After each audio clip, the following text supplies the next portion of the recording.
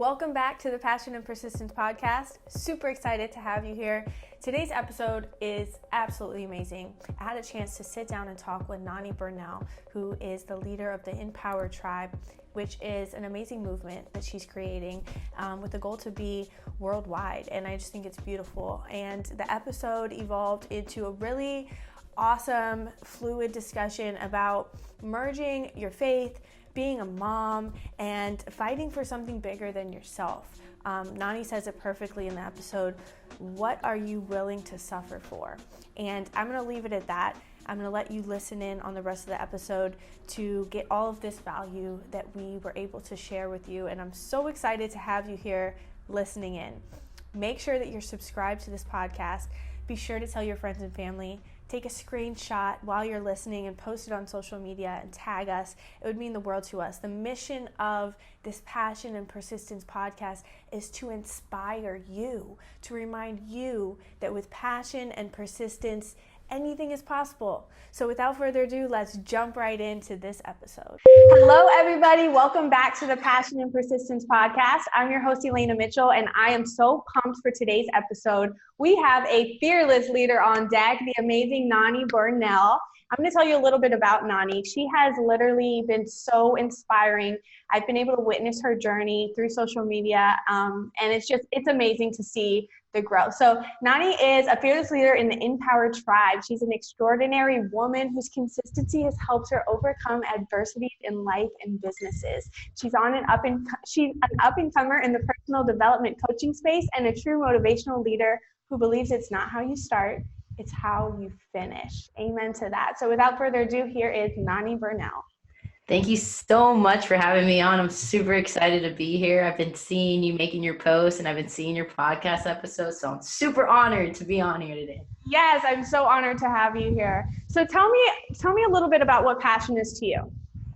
Well, I'm really big on words and I've become very intentional with trying to find the meaning. So I know most people think passion is just to have a burning desire, but I think it's also to have something that you're willing to suffer for and make sacrifices for. For me, passion is my kid, right? Passion is my business, my legacy, because those are things that I'm willing to make a sacrifice for, suffer for, make sure that I do whatever I can at all means to make things happen for it. That answer is absolutely amazing. I love hearing other people's perspective on this term because so many people see it and feel it differently. So that was beautiful what you just said. I love, love, love it. So what's your passion in life other than your kid and your legacy? What is it that you're trying to build with the InPower Tribe? Well, for me, I've become really passionate about turning my mess into a mission. And I believe that you got to get passionate about yourself first before you can get passionate about others. So for me, I've been really intentional on doing a self-discovery and soul discovery. And as I've done this, I've walked into my calling and I've walked into my passion, which is helping individuals. And I know helping is a very big word, but I want to be able to empower people to become a better version of themselves. I think that a lot of people are locked up in titles and incarcerated with labels and expectations of other people. And I did that for so long. And I'm 25 years old, and everybody, when they hear my story, they're always like, man, it sounds like you've had a longer life. And I think it's because my purpose is to have this hardship that I've had, to have the difficulties I've had, so I can help an individual, really a young person, see that there's so much more than just being locked up in other people's titles. There's so much more than not having passion within yourself to keep going forward. So I'm passionate about impacting people, and that's why I started out the InPower Tribe. At first, it was just me hosting masterminds, and then I've walked into, what type of coaching I want to be into. I'm looking at right now personal growth, personal development mindset. But what has been really interesting to me is the human behavior. I'm making a mission right now that's called the RUT Project, where RUT stands for Rise Up Training. We want to kind of help individuals gain a personal perspective on 24 hours of physical and mental tough training. So I'm really big on just impacting and making people feel empowered of themselves. That's absolutely amazing. I literally got chills when you were talking about that because you have so much passion exuding out of you. It's a beautiful thing to witness. So the InPower Tribe, I'm a part of the community on Facebook. It's super cool. It's really good to have somebody to hold you accountable. That's the accountability group, right? Correct? Yeah, that's the accountability group. At first, And I just want to make it clear to everybody, I've just recently interviewed Bedro Kullins, and he's probably one of the first people that has agreed with me where your purpose is always going to shift because you're going to be seeing the bigger picture and the bigger picture. And I started InPower originally just an accountability group, wanted to hold people accountable, wanted to just keep us on our toes, because I think that everybody focuses on learning, but no one really wants to focus on executing. So accountability, you got to execute, right? Now, as I get more into my mission, I'm creating it to be accountability, but more a virtual mastermind community where individuals could kind of feel comfortable, because the word accountability doesn't sound sexy. And most people, they don't want to be held accountable, but what they want to do is be around that environment. So my focus is with the mastermind community is accountability, leadership, and just providing the right resources so people can execute on the right level. Absolutely. And anybody listening or watching right now should remember that it's okay to evolve your mission over time. I feel like some people feel like they have to be that one person stuck in that one lane, and it's okay to broaden your horizons and keep changing and evolving. Yeah, just you and I were just speaking about it, where I said, how's your business going? And you're like, well, it's evolving now more to social media. And that's probably because, one, you're a little bit more passionate about it. Two, you probably didn't realize how awesome you are at executing and dominating on it. And then it just keeps evolving and evolving. And that's not to say that what you're doing now isn't going to grow to something bigger. And most people get that unsteady feeling when they're like, well, my focus was this for so long. I can't not do this anymore. You got to understand that if you're not growing, you're dying. And what you nurture, it's either you're going to starve it or it's going to grow. So I'm really big on evolution. Absolutely. That's a great way to put it. Really, really cool. So along the way of building this InPower Tribe, has anything specific happened that made you just question all of it and say, I should just throw in the towel? Yeah, the whole first year.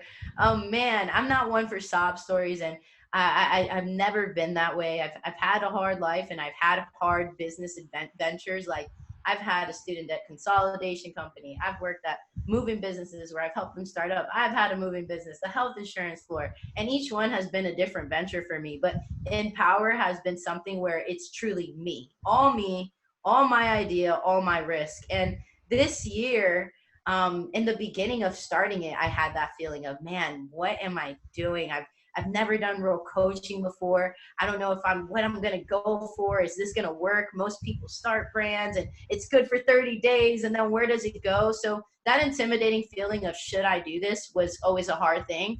And then when I did, it was like, okay, well, now you can't stop doing it, because you got to see where this goes. And the year of starting InPower, I closed down my moving business because I went to GrowthCon back in November 2018.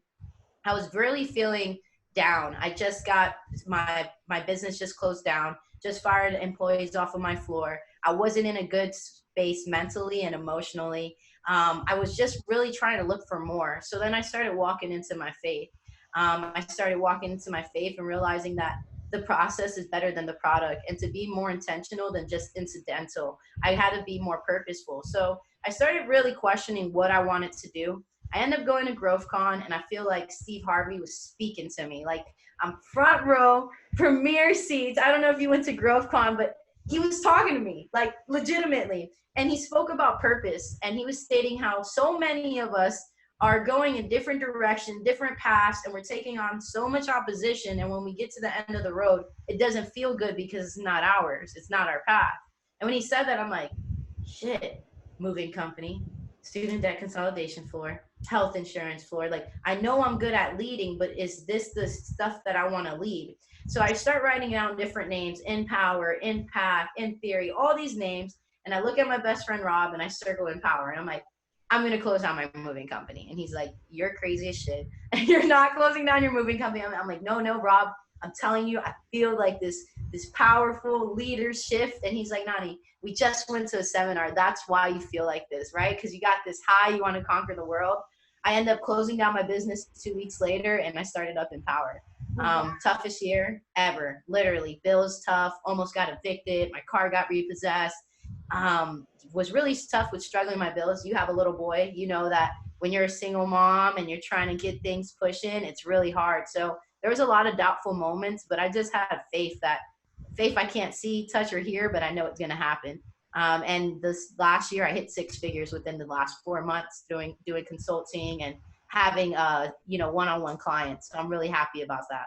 That is so amazing. What an awesome testament. And I love how you're so open about your faith. I think that that's something that really inspires me as well, because I have a strong faith for God and just following all the guidance that he gives us along the way. And I think it's so important for business owners to have that guidance, that ultimate feeling that everything's going to be okay, that inner peace. Like no matter what you're struggling through, you know that God's going to pull you through, right? Yeah, and I love that because I think that most people, and me, I've been in the business world for a while, and the one thing that I never worked on or I never trained on was my spiritual side. I always thought, okay, well, yeah, I got faith. I'm a seller, I'm a closer, I'm a hustler. But when I started really filling up my cup and knowing that there's something bigger than me and there's a calling greater than me and that there's a purpose that I'm supposed to walk into that I don't know yet, but if I keep walking into it and I know that God guides me and that I have this faith factor, it's okay. And really having that has helped me this year. There is times where I knew I wasn't going to pay my rent at the end of the month on time, and I, for some reason, had the most calm feeling. And it's not to say, hey, don't go out there and be okay with not having money in your pockets. But if you know you're working, you know that you're hustling towards something, you know that you've been passionate and putting in a lot of work, you got to understand that the seed you planted 90 days ago, your harvest is going to reap later. So I've kept keeping that in my mind of like, I got this. I know that I'm doing a mission that's bigger than me. I know that I'm serving people. And that's really what my mission is supposed to be, a service. I want to give, be a servant leader, the best servant leader I could possibly be, because I know that money will come. I know that abundance will flow to me. And I know that my mission, it'll be greater than me, but it'll come in the time frame that I need it to be rather than me rushing it.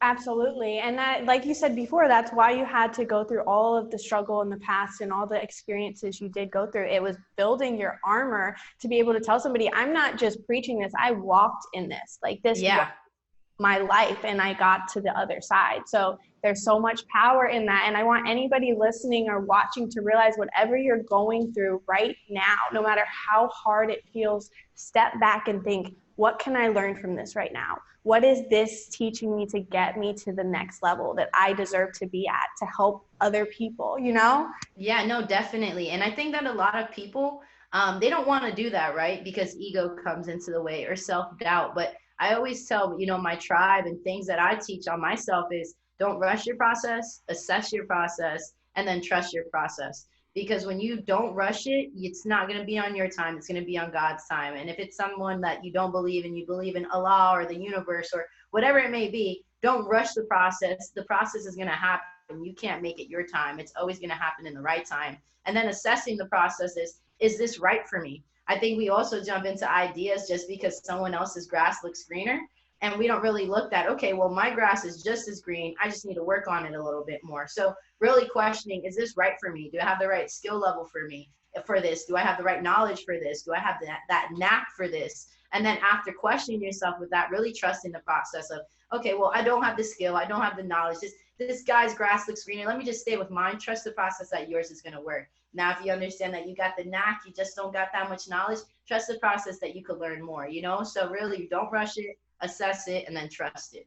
Absolutely. Amen to that. So well spoken. I love it, love it, love it. So is your goal in the future to become like a motivational speaker on stages and whatnot? I know you've been to a lot of events already. Tell me a little more about that.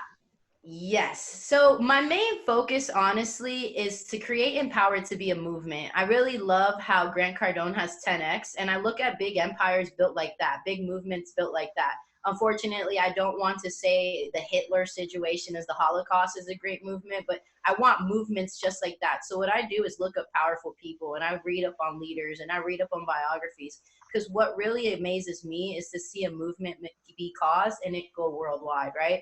So for me, I really want InPower to become a motivational, inspirational brand where it helps kids with leaderships, where it helps young adults, where it helps, women in distress, men in distress. My mission has become greater than me. So what I'm trying to do is create a membership portal that has over 1,000 members. That's my goal for 2020. And then I really want to be able to take my mission and make it worldwide, make at youth risk centers, be able to go speak in different, ministries, nonprofit organizations. So I do want to be able to be one of the highest paid demand motivational women speaker, to come and rock this world. And I know you're going to do it. I can feel it inside. You're going to make that happen. You know, a few months ago, before I really got onto this whole motivational bandwagon, I've always been motivational and inspirational, but never really built a brand around it like I'm trying to do with the passion and persistence. But I used to always say before I started this, there wasn't enough women powerhouse personalities out there, like just dominating the business game and the motivational game. And then I came upon Elaina Cardone. I will say she is a boss lady for sure. But seeing people like you just exemplifying, listen, I'm a woman and I'm strong and I'm proud and I'm going to show you what I can do. I love it. And I love that. And that's why I asked to be on your show, because man, I love seeing women rock it, right? I think that we get overlooked a lot, like in the sense of, yeah, it's a man's world supposedly, right? But really it's a woman's world, man. And we're the ones that are behind the missions. We're always the one that's behind the brains. We're always behind the vision. And I think that more women need to stand in their power and just be okay with being strong and confident and knowing that they could take care of themselves just as good as a man can. Absolutely. And I think women get knocked down a lot for being so emotional, but I think that's a power to be able to exude so much emotion or even absorb it. So being strategic about the things that we are blessed with as a woman, you know what I mean? And using that to your advantage. Yeah. I agree 100%. And right now I'm studying being a stoicism. And I'm really realizing that the philosophy is understanding that there's always an open perspective, that there's never a true one-sided mind, because you don't know what the other individual is going through, and you don't know what the other scenario has been or what has affected them in their life. And I realized that if I want to be able to be a coach that understands people and human behaviors, I always have to come with an open mind. And I was listening to Andy Frisella yesterday, and he made such a good point. And me as a woman to say, wow, I kind of agree with it is crazy. He was speaking about domestic violence. And what he was stating is that so many people, they look the other way when a man comes out and says, hey, they've been a victim of being hit by their wife. And it sounds crazy, right? A man saying I'm getting beat by my woman. But it's so crazy that society has made it seem crazy. But for me, now that I have an open perspective and I've been speaking to men that become vulnerable or have gone through trauma or have gone through experiences like that, it's starting to make me think that this world just has a one-track mind, and we have to take away the pen that everybody's trying to write this narrative for, and really realize that we have to have an open perspective to understand where everyone's coming from, because you don't know their trauma, you don't know their experiences, and you don't know what they're going through currently. And I think it's easier said than done, you know? Absolutely. And I think that, I mean, it has a lot to do with empathy. And I think that that's why Gary Vee's whole foundation is that whole empathy. I think it's super, super, super important and another thing to remember for anyone listening or watching is that everyone's living in their own reality, and that's okay. How they want to live their life and the way they see things is okay. Let them live their reality, but be able to coexist with that. You know what I mean? Yep. We don't all have to match each other's reality.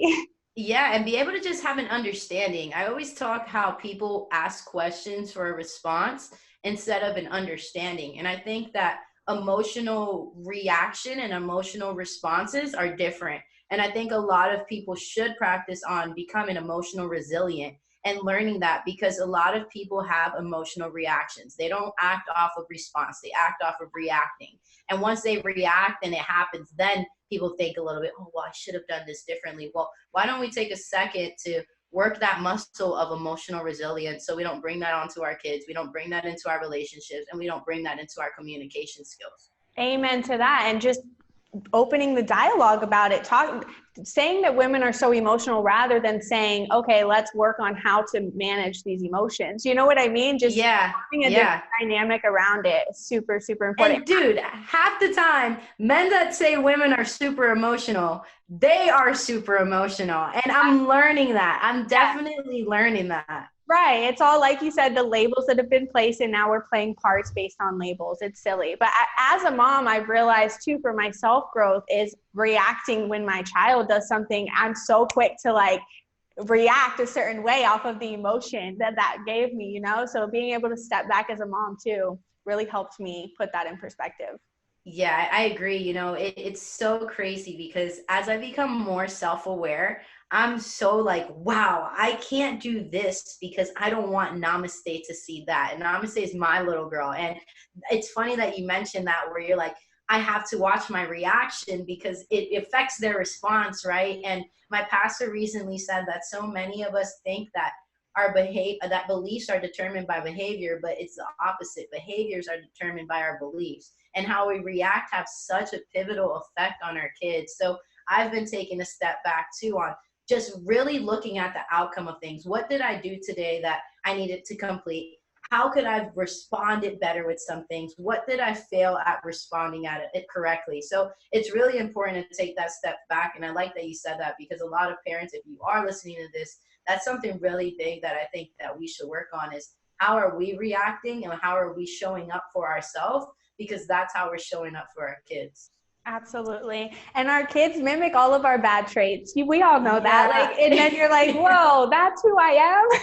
Yeah, no, definitely. It's funny. My little girl walked away the other day. I spoke about it yesterday on a live that 2 years ago, my problem when I was upset was I would just walk away. I would just walk away because I didn't want to explode. I was going to walk away because I just didn't want to hear it. And I say this because I'm not perfect. We're always working on being better and we're always working on growing. So now I don't walk away when I'm upset. I hear it out. I'll sit through it even if I don't like it. And the other day, my little girl walked away from me when she was upset. And she literally looked like a mini me, like the hip, the hair, the attitude. I'm like, are you walking away? And she like turns around and he gives me this face. And I was just so like, well, let me take a step. One, you can't do that because I'm your mom. But two, I apologize for showing you that that's what I used to do. So I'm not going to be mad that you did it this time, but I'm letting you know next time you do it, you're going to be in trouble. But I owned up to it with her because I also want her to understand ownership. You got to own your stuff in order to ask someone to do something different or better. Absolutely. And we're learning with our kids as they're learning, and just letting your Yeah. children know that, hey, mommy's learning too. I'm trying to figure this out just like you. And it gives them a step up because we've already learned what we've learned. Now we can pass it on to them and still learn with them. So it's just building Yep. on top of what they're going to teach their kids. So it's really cool. I love it. I love it. I love being a mom. It's awesome. I never thought I'd be a mom, honestly, but once I have become one, it's like I don't know who I am if I'm not a mom. Like, Me too. When I found out I was pregnant, one, it was probably the most shocking news of my life, everybody's life, because I like men and women. Majority of my life, I've been dating a woman. So when my parents found out, well, when I found out, and then I told my mom, they all thought I was lying. They literally were like, "Yeah, okay." I'm like, "No, I am serious." And my mom's like, "Let me see." I went to her house, showed her, and she jumped for joy, and I was like, no way, I'm so young. I was 18 when I found out I was pregnant. yeah. So for me, it was like having a baby. And I was also very confused. Like, well, I have all these strong emotions for women, and now I did this. Maybe it's because I'm never gonna have kids. So maybe this was it was just very like it was like an emotional roller coaster for me. And then just having my little girl the first year was really hard, being so young, not wanting to have a kid, all my friends being young and doing all 19-year-old things. So it was a really hard track to become the mom that I am, but I'm always working towards it.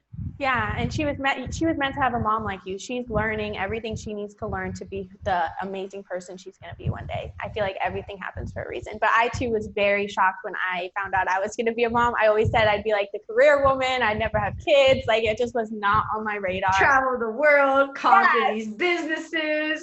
Yes, and then I was like, Yeah, it's like, well, different plans. it makes us also put a little break on life and just really absorb what it really is all about. And I think that's really important for any human to experience, that it's so much more than all these things we're chasing. Yeah, definitely. It showed me a bigger picture. It made me become less selfish, and really more just seeing that I have such a calling greater than me. And I think that the thing that really gets you is knowing that they look up to you, right? Like you are their hero. Like you're their hero, you're their best friend, you're their protector. And You like, can get anything done, no matter what it is, mommy will get it done. exactly. Like, and I think that at first that's what scared the shit out of me. That I'm like, wow, like now I got to test the waters. I really got to try to get everything done. And now I really can't let someone down. And I think having a kid is for me was the first person that I was like, okay, I can't let down. I got a clean slate with this person. I got to make it happen. You know what I mean? Absolutely. That's so cool. I'm so glad that you're a mom and we can have this talk. And I hope somebody else listening or watching can relate for sure. Yeah. So if there's anybody out there who has a dream or passion and they're just scared or they're maybe in a funk, what would you tell them? I would tell them, well, what are they scared? Are they in the beginning of it? Are they like that? That's a very vague question Let's say for they me. never took the first step and they have Okay. this idea, this burning desire of who they think they're supposed to be, and they're scared. Man, that's so good because I could go with so many ways for this. I would tell them to go back to my 5 C's, honestly. If I understood my 5 C's as a young adult, I probably would be in a way better position sooner. And my 5 C's is take a conscious look at yourself. The first C is consciousness, right? See your reality, see where you're really at. If right there in that moment, you know, I'm not happy, I'm a little scared with the dream that I have, but that's my passion and everything around me is telling me this is what I need to go for. That's you getting conscious on where you're at, right? Get conscious on where you're going. Get conscious on where your ship's at. And then have some confession in your life. That's a second pillar. Confession. You need to be honest with yourself on what do I need to let go of? What do I need more of? What do I need to do? What do I need to not do to make this happen? The how to's. And then once you get honest with yourself on what needs to change in your life or what needs to stay the same in your life, now you get clear because now you're like, okay, I know where I'm at. I know what needs to be done. Now let me get clear with where I want to go with this. Now you can start asking yourself, okay, well, if I know I want to go forward with being a rocket scientist and I know that being a rocket scientist is what I want and I have to go to school and I have to stop this night job because it's not for me and I got to stop hanging out with this person and I need this more in my life. Now I'm clear on where I want to go. So start setting up a target, setting up a blueprint, I would say, right? Once you have the consciousness, the confession, the clarity, now you can make a greater commitment. And commitment is half the battle because half the battle is knowing, right? What's really going to get you is the consistency. So get committed and then really get consistent because consistency is what's going to help you thrive rather than survive. A lot of people think that all the 4 C's are important. No, the consistency factor is important because we all know that when you have a dream, it's going to get really hard. It's not going to get easy. There's going to be tests. There's going to be sacrifices, but you have to be consistent. Show up every day. Wake up every morning. Put that same smile on your face. Put that same attitude because attitude isn't who you are. It's what you put on. And if you don't have the right attitude and you don't show up consistently, then you're going to miss your altitude. So I'm really big on focusing on those 5 C's. Get conscious, get some confession, get clear, then make a commitment and just show up with consistency. Absolutely. I love that so much. And consistency gains momentum. Without that consistency, your car is going to stop and you're going to have to push harder to get it going again. Yep. And it builds confidence, you know, and everyone's like, where do I get this confidence from? You get this confidence from showing up. There is no magic sauce that anyone in this world can put into you. People can motivate you, but motivate is motive. It's just temporary. People can inspire you. That means to be in spirit. It could touch your soul. But if you don't motivate yourself, you don't inspire yourself, you don't show up and shut up, then guess what? When the going gets tough, you're going to stay under and you're going to just stay there and you're going to keep whispering bad things to yourself. The self-sabotage will come. Then you'll start proving yourself right. So showing up is half the battle, but being consistent is the entire battle. Absolutely. And anybody listening or watching should rewind it, get out a paper and pencil and write down everything she just said because that is gold right there. Definitely. Well, I'm so glad we got to chat. I feel like this has been an amazing episode. I am so thrilled that you got to chat with us. Me too. It was awesome. I really enjoyed it. And I hope your listeners got something out of it. All the moms out there, we're doing our mom thing. Come join us. And anyone that's listening to this, keep following this podcast because it's something that's powerful. I think that we listen to so many different things because of the hype. But the real gems are with women like us that have something powerful to say and that are really bringing a resource to it. So thank you for being a part of the community and creating something for entrepreneurs and individuals just to better themselves. Thank you so much. That means so much to me. And for anyone listening or watching, where can they find you at on social media?